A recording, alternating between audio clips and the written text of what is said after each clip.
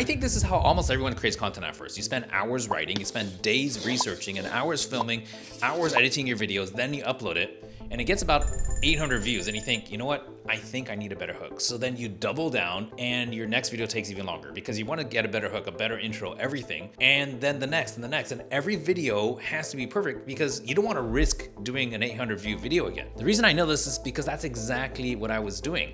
I was putting out videos, and on average, even today, if you look at my Instagram, I'm getting between 500 and 2,000 views, and every now and then a video hits 10,000. And I thought that the quality of the video was the answer. And then I watched this movie, and it completely changed everything.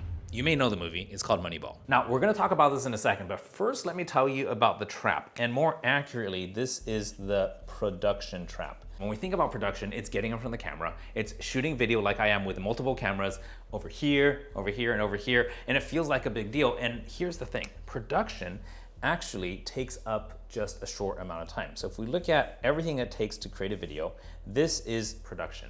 What is all the rest of the stuff then? This is the stuff that's invisible. It's an invisible trap because all we think about is getting in front of the camera and shooting, and then the video being there on your social media, bringing in clients and warming up your leads, right? But really, if we break it down, there's pre-production, all the stuff that happens with the research, with the writing, with the thinking, with the talking to your clients and talking to prospects. That's the pre-production that's necessary. That also means actually learning how to use the equipment, setting it up, unpacking it, then packing it back up. That's all pre-production. So what happens here? This is post-production. And I don't know about you, but post-production is usually the heaviest part of the whole game. Post-production includes dumping your SD cards, file management, communicating with the editors, doing revisions, renaming files, doing all the stuff that to get it up onto social media, designing thumbnails. That's usually the biggest lift. But we look at this whole thing and we call the whole thing production. And it can be a lot simpler. My next YouTube video, we're gonna dive deep into this to talk about how to get out of this production trap. But right now, what I wanna talk to you about is Moneyball. Now, Moneyball, in the movie, Brad Pitt and Jonah Hill, super cool movie, you should watch it if you haven't yet. They got together and they realized that they don't have enough money to go hire a 10 out of 10 player. You know, these superstars. Think like Shohei Ohtani of back then in the 90s. But what they did have was a bunch of twos. So if you look at hiring a 10, let's say that their contract is what, $10 million, right? And everybody else, you pay them $500,000 and they're happy to stick around. Now, if you add all this up, 2 plus 2 plus 2, this is 12, I guess. I'm doing my math here, and that's a 10. So the total you're gonna get here is 22. Just call this 22, you know, like a value of 22 as in how good your team is. And they couldn't afford that, but if you add up the salary of this $10 million player or a bunch of, you know, $500,000 players, then they realize, you know what, we can get a bunch of 6s and 7s. No, I don't mean that meme 6 and 7, but yeah, 6, 7. You get the idea. So instead of trying to get the top players who will absolutely crush it for you, they realize that getting a bunch of medium or slightly better than average players is going to do the trick. It's gonna add up to an even higher number. So let's say we get a bunch of 6s and 7s. Let's do that, 6, 7, 6, 7, 6, 7. And these guys will probably come on for about $1 million each. Now, if we add up the numbers, this will come to about 36. Please don't fact check my math. I'm just kind of working on vibes here. The idea here is that you don't need to make every video viral. If your videos don't go viral, that's not your problem. Your problem is that you're not doing enough volume of good enough content. You don't want to do crap content. You don't want to do 1s and 2s, okay? And I can help you get from a 1 and a 2 to a 6 or a 7. I don't know if I'm gonna be able to help you get to a 10 because there's a lot of things out of my control. For example, look at me. I am, you can't tell on video, but this right here, this is 5'4", 165 centimeters. I'm a little bit smaller than average, especially if you're talking about like US, you know, like standards. I'm Asian. I'm a dude, you know, with a eggplant. Like, I'm 46 years old. All these numbers are not at all what the most popular online influencers and viral videos are based around. I'm the opposite of all that. So for me to go viral, I'm not using that as an excuse. But statistically, if I were to look at the odds, if we're gonna go to like Polymarket or something, all these things work against me. They'd work against me going viral. I'm okay with that because my videos that are getting 500 to 2,000 views are doing okay. And they're speaking to the right person. They're bringing the right person in front of me so that I get to sell them my shit, or more accurately, people decide to buy from me. Now, how does this actually work? Well, instead of us trying to make one viral hit, what if we change the whole game and we go like this, you know? And let's say even if your videos are 1s and 2s, okay? Instead of us doing 6, like in baseball, there's actually a limit to how many players can be on the field. On social media, there's no limit to how many videos you can put out. So I did an experiment back in February. I was doing an average of 2 videos a week because that's what I felt was reasonable. I wanted them all to look good. If you go back a bit, you'll see that there's fancier editing, more angles, fancier cameras. And then I thought, you know what? Why don't I just whip out my phone and just do 6 videos every single week? And right now, it's Friday morning, every Friday, I have someone come over and they help me shoot. Right now I'm shooting a YouTube video. Right now I'm doing 2 YouTube videos plus 12 or more shorts. It's super possible and you can do it in 30 minutes. That's, again, the next video that's coming on after this. You should definitely subscribe if you haven't yet. So here's the thing. Instead of doing 2 videos per week, what I did is I started doing 3 per week. So if you look at this and we just put in, you know, more stripes here, and I know what you're thinking. You're thinking, well, what if I put out 3 times more videos, then people are gonna get bothered. They're gonna be just like, we don't like your face, and they're gonna be like, unsubscribe, block, you know, whatever. In Japanese, the word is batsu. Batsu means X. And that doesn't happen. I'll tell you why. There's like a few different reasons. So let me draw it out here. If you look at what the algorithm is gonna actually serve up, they actually have pretty smart things built in there. They don't want people scrolling to leave. I know this because if I look at my screen time, which I'm a little too embarrassed to show you right now on camera, there's a lot more hours logged there than I exercise. There's a lot more hours logged there than I pretty much do anything else besides sleep and work, right? Honest to God. If I were to categorize my time, the biggest block is gonna be sleep. No, I think the biggest block is work, then sleep, and the third would be screen time. Okay, so not proud of it, but you can't fight human nature. What they don't want is for people to get upset or bored about anything that's on the screen. So they show a variety of stuff. And that's why they're not gonna show, if you just flood their stream with new stuff, they're not gonna show a bunch of the same stuff over and over and over again. Instead, what they're gonna do is they're gonna show a little bit of your stuff. And if they sense that the viewer is getting a little fatigued by your flood of content, they're gonna show other stuff, okay? No big deal. Let's say you have 10,000 subscribers. I think I have like 9,000 and something, 9,100. But I swear, if every single video got shown to every single one of my subscribers, it wouldn't work because they're all subscribed. I'm subscribed to, I think, 1,000 people. I don't watch 1,000 videos a day. That's crazy. So they get really smart. They show it when the viewer wants to watch it. They just have studied human behavior. Your viewers are typically not going to see all your videos.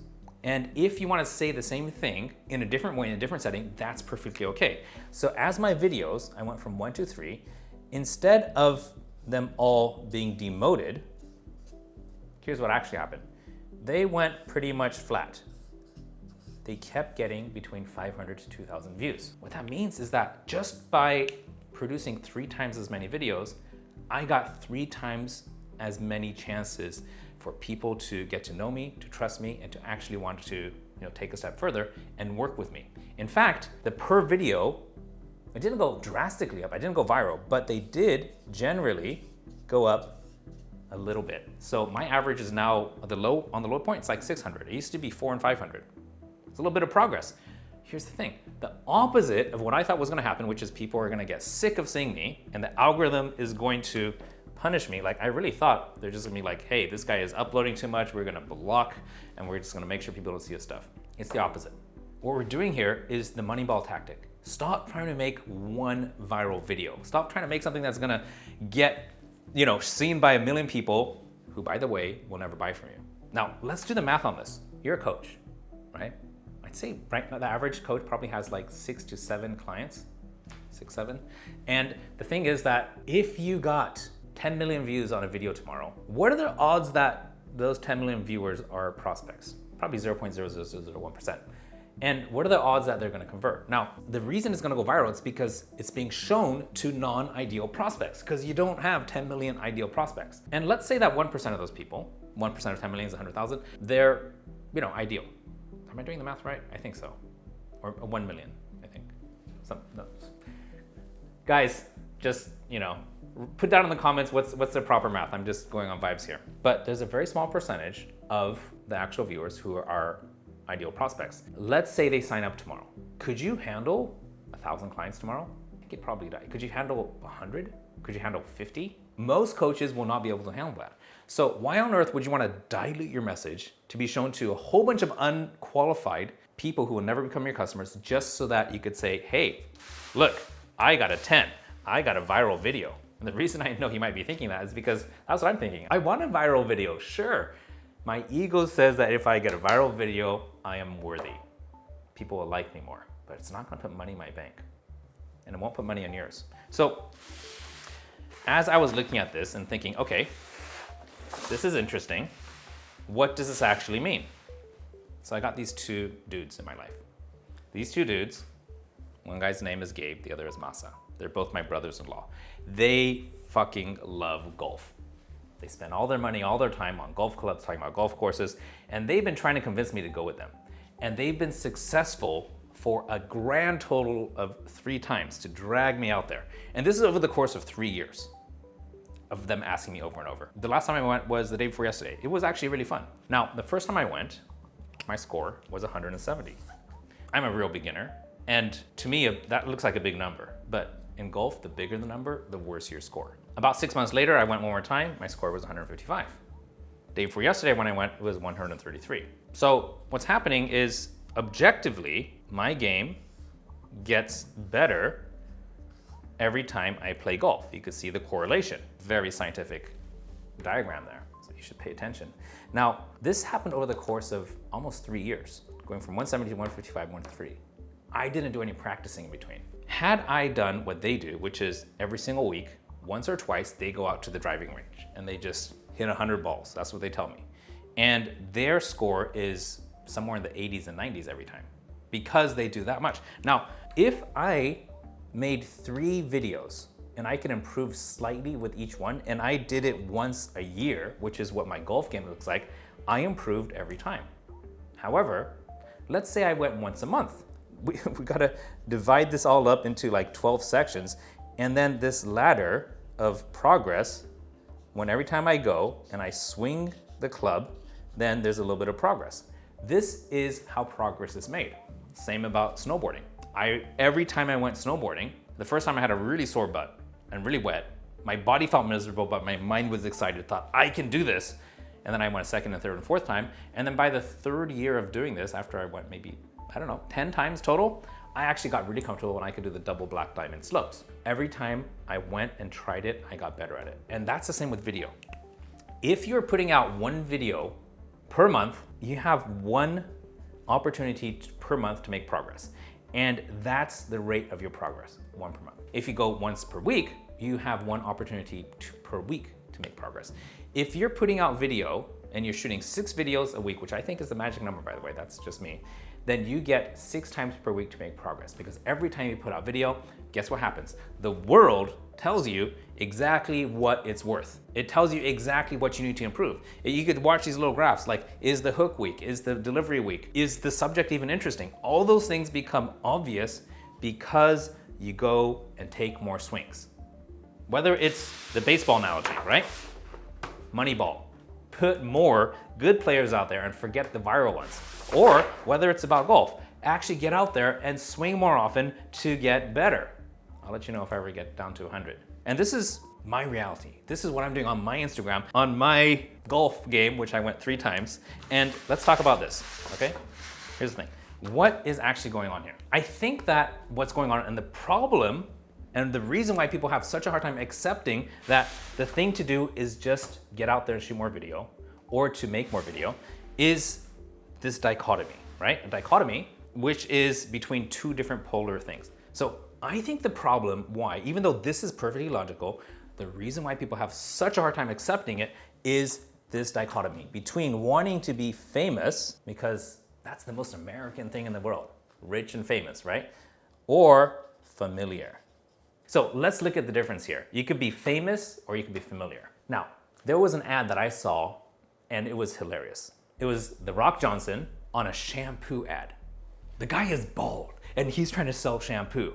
And people, it does work to some degree, but Familiar is that UGC, user-generated content that shows up where there's this guy just, looks like your next door neighbor, maybe even your dad. He's just like, oh my God, I tried this shampoo and, at first I didn't know if it was gonna work, but then I realized like all my dandruff just disappeared and like it just happened in 3 days. And imagine if it's not just somebody who looks familiar, but is familiar. Somebody who you feel like they know, because you know their story, you know their background, you know why they're creating content. So what we wanna do is go from here, where most people go. They wanna be famous, get 1 million views, 10 million views. And we wanna move the needle all the way to right around here, where, yes, there's some fame there, but mostly the priority is on becoming familiar. There is a direct correlation between you becoming familiar and understandable and knowable and trusted. So now that we're on the topic of trust, I want to break down for you what is the buyer's psychology. How do we take people from cold to sold? Well, number one, like we talked about with the golf game, with the Moneyball analogy, is frequency. Because when frequency goes up, you get better at performing in front of the camera and you get more familiar to your audience. So that brings us to 2, familiar. You can't become familiar to your ideal future prospect unless you have enough frequency, unless people see you often enough. And once you become familiar, that feeling is very, very close and similar to trust. You build trust with familiarity. And this leads directly to people becoming your clients. Guys, it's really this simple. The psychology is you post more frequently so that people become familiar with you, they trust you, they become your clients. So what does this mean in terms of where actually your focus needs to be?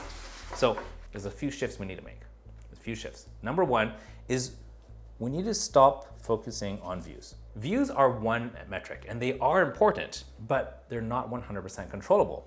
Followers, also another metric. Likes, shares. These are all good, but what do they all have in common? These are all outputs. Outputs means that you do have influence over them, but you don't have control over them. What you do have control over is how many times you swing, whether it's a bat, whether it's a club, whether it's your camera. How many times you upload, how many times you shoot. These are inputs. And if you're struggling right now to get more views, to get more followers, to get more likes, to get more shares, you're probably focusing on the wrong thing. You're focusing on outputs instead of inputs. If you just increase the number of times you swing, increase the number of times you upload and shoot videos, then this will automatically affect and start improving these things. Now, it's not gonna happen to everybody. It's not gonna happen right away, but it definitely could.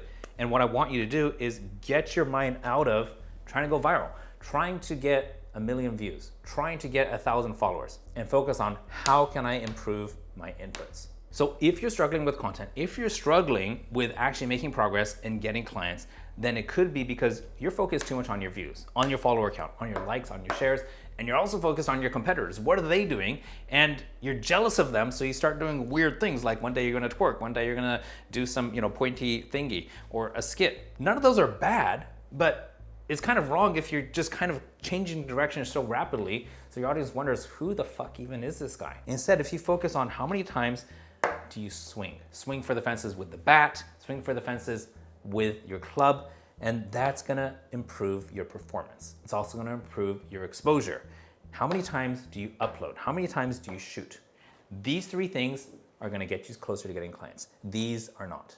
So if you remember one thing from this video, I want you to remember this. Stop counting views, start counting swings. Because every single swing gives you 2 opportunities. Number 1, you're gonna reach new people, someone new. And number 2, you become someone better. And here's the part that matters the most. If you keep counting views, you're gonna keep chasing strangers. If you start counting your swings, you'll get better. You're gonna build trust with the people who might actually buy from you. But those swings, they need to lead somewhere. And I've got a free video training that's gonna show you exactly how to turn your best framework into a $30,000 per year coaching program. And I've had clients do this whole thing without even paying for ads. So you wanna watch that next? There's a link down below, and that's your next swing.